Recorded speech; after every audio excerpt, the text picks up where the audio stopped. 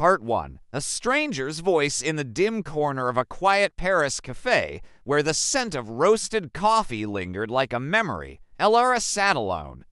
Her sketchbook rested on the table, half-drawn roses on the page, but her eyes were far away, lost in the soft rain tapping against the windowpane.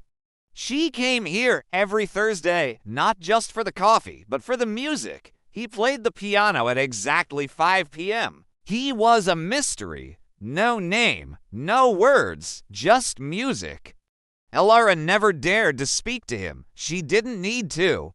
His songs spoke for him, haunting, beautiful melodies that wrapped around her heart like a forgotten lullaby. What she didn't know was that he noticed her too. Every time she entered, he changed the tone of his music, softer, warmer. Sometimes it sounded like a question, sometimes a plea, but he never spoke, and neither did she. Part 2. The note one rainy Thursday, he didn't come? Elara sat there, sketchbook untouched, hands trembling slightly. The absence of his music was louder than any sound. But just as she rose to leave, the waitress handed her a folded napkin. Her name was written on it in soft, shaky handwriting. "I've written hundreds of songs, but the one I need you to hear. I can't play it until I see your smile." Elara's heart thudded painfully in her chest. For the first time in years, she didn't just feel the music, she needed it. She needed him. She returned the next Thursday. Then the one after, but he didn't come back. Weeks passed, seasons changed, and so did Elara. She stopped sketching roses. She began drawing people, faces full of emotion. And always, always, one piano at the corner of the page. Part 3. The song she never heard. One spring morning, while walking near the river, Elara heard it.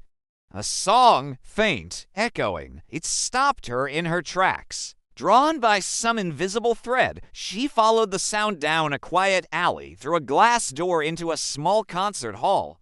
A charity performance, the sign read, and there he was. At the piano, older, thinner, his hair longer. But it was him. When his eyes met hers, he paused.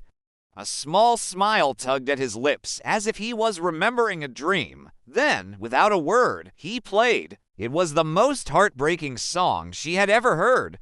A melody of rain, of unanswered questions, of longing that stretched across time. And it ended on a single note that didn't resolve, like a kiss that never came. When it ended, she stood frozen, tears glistening in her eyes. She clapped slowly. Others joined. He stepped down from the stage, walked directly to her. This time, he spoke. "I waited for you," she smiled. "I never stopped listening." Epilogue. They didn't fall in love instantly.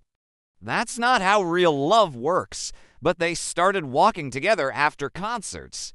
He played for her when she painted, and one day, in the same cafe where it all began, he played her song again, only this time she sang along. It was the song she had never heard until now.